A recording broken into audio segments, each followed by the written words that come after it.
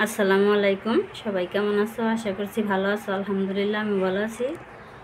আজকে আমি এখানে কিছু আলু কেটে নিচ্ছি, এখানে পেঁয়াজ কেটে নিচ্ছি, এখানে 2টা তেজপাতা নিচ্ছি, এখানে এলাচি, দারচিনি আর এখানে আদা রসুন জিরা একসাথে বেটে নিচ্ছি। আজকে আমি রান্না করব গরুর মাংস। খুব সহজভাবে আমি রান্না করব আজকে নতুনভাবে।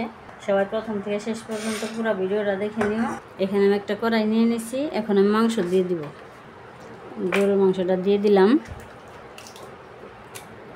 পেঁয়াজ দিয়ে দিলাম, আদা রসুন জিরা একসাথে বেটে নিয়েছি দিয়ে দিলাম, হলুদ গুঁড়ো দিয়ে দিলাম, মরিচের গুঁড়ো দিয়ে দিলাম, ধনিয়া গুঁড়ো দিয়ে দিলাম, লবণ পরিমাণ মতো। এখানে এলাচি দারচিনি কিছু দিয়ে দিলাম আর কিছু পরে দেব, তেজপাতা দিয়ে দিলাম। এখন আমি তেল দিয়ে দিলাম। এখন আমি মাংস সুন্দর করে মাখিয়ে নেব।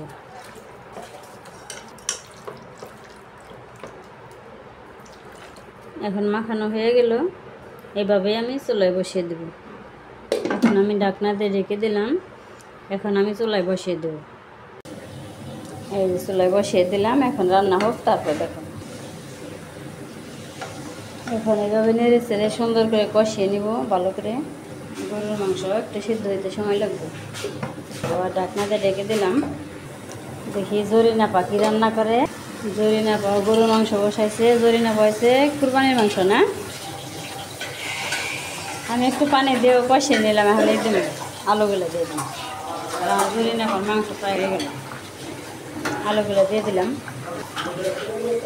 এখন আর একটু কষিয়ে নেব। আলু দিয়ে অনেকক্ষণ কষিয়ে নিলাম। এখন পানি দিয়ে দিলাম, গরম পানি দিয়ে দিলাম। গরম পানি দিলে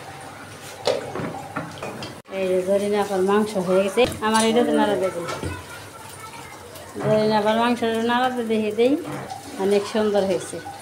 এই যে মাংস হয়ে গেল। এখন এলাচি দারচিনি জিরে গুঁড়ো করে দিয়ে দিলাম। এই চুলায় পোলাও বসাইছি, পোলাওটাও হয়ে গেছে। এখন মাংস নামিয়ে নিব। মাংস হয়ে গেলে এখন নামিয়ে নিব।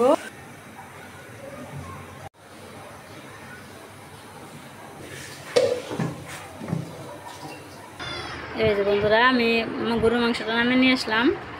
পোলাওটা এখনও হয় নাই, এই জন্য চুলায় ডিম করে বসিয়ে দিয়ে আসছি। তাহলে আজকে আমার রেসিপি কেমন হলো অবশ্যই কমেন্টে জানাবে। আর সবার সুস্বাস্থ্য কামনা করছি। সবাই ভালো থাকবে, সুস্থ থাকবে, সাবধানে থাকবে। আল্লাহ হাফিজ। আসসালামু আলাইকুম।